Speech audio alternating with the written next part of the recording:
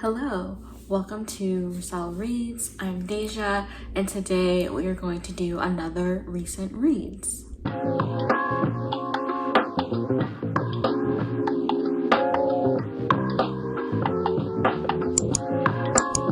I do not have a lot of books to talk about because the reading slump was terrible in August, and honestly I feel like it's still the burnout from the Amazing Readathon. Plus there was like a lot of other things that were going on in August that I was focusing on rather than reading. So all of that to say, I only have about 6 books to talk about today, and most of them were like super short and I don't really have a lot of thoughts on them. So this will be a very short video. The first one that I have is Forced Perspective by Christina C. Jones.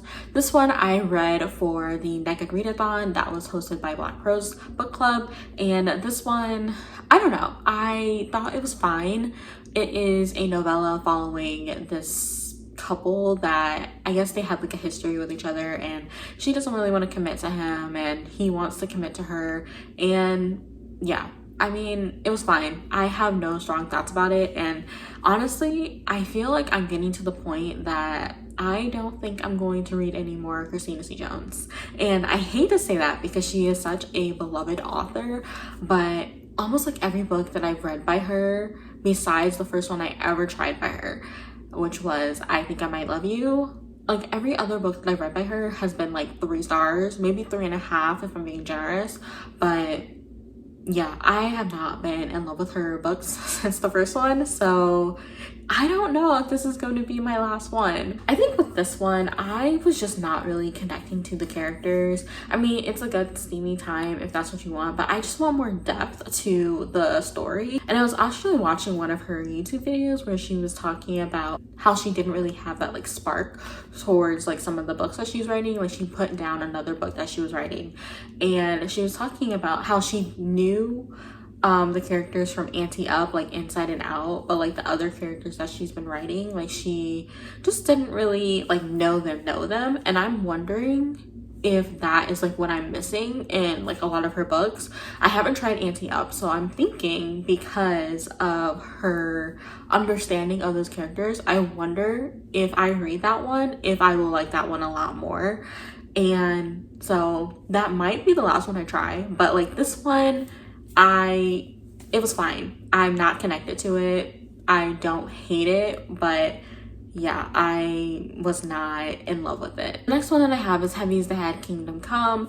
This one was a reread for me, and I just really like being in this world with these toxic characters. This is a fantasy romance, and I did not really like the fantasy elements, like I've said multiple times when I'm reading this series, but what really pulls me in is like the angst of these two characters. Like it's just like, just get together already, but you can see like all of these outside factors like really playing in. Plus, they don't really have a strong connection in terms of like trusting each other, and then there's all these secrets that are happening, and I don't know why, I just love it so much. And I'm really thinking as I'm trying to figure out like the kind of romance that I like, I do think that I like angsty romance, and that's probably why I keep like going back to the series. Even if it's not perfect, like I still have a good time reading it. So I need to find more angsty Black romance. And there was actually a conversation that came up on the Nekkid Readathon that like they don't really know any, and there's not really any like slow burn as well. So yeah, I don't know, I'm on the search for one. So if you know one, definitely let me know, because all the ones that I've been finding have been by white authors, and that's fine, but I definitely just have a love for Black romance. The next 2 that I read is Olumpus volume 2 and 3, and I don't know why it took me so long to continue on in this graphic novel series, because I just really love being in this world. I really love like the rich vibes that the author put the Greek gods in, and I don't know, just being with these characters, I just really love being with them. I wouldn't necessarily say that it's like a cozy read, but like just some of the things that are happening. Like, I just really like the vibes of the story. Like, this is really just a vibes read for me, and I'm definitely excited to continue on in the rest of it.